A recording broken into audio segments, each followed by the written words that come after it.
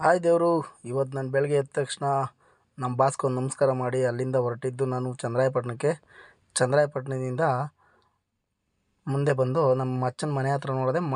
ಮನೆ ಹತ್ರ ಇರಲಿಲ್ಲ. ಅಲ್ಲಿಂದ ಸೀದಾ ಹಿರಿಸೇವೆಗೆ ಬಂದೆ.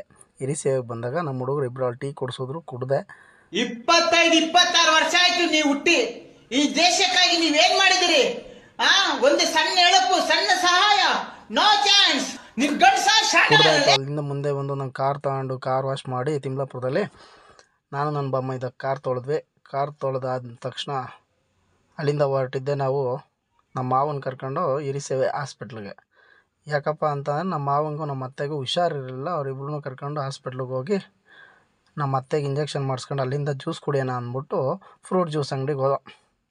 ಎಲ್ಲರೂ ಜ್ಯೂಸ್ ಕುಡಿದು ಅಲ್ಲಿಂದ ಹೊರಟಿದ್ದು ಸೀದಾ ಮನೆಗೆ ಬಂದು ಎಲ್ಲ ಮಲ್ಕೊಂಡು ಸಂಜೆ 4 ಗಂಟೆ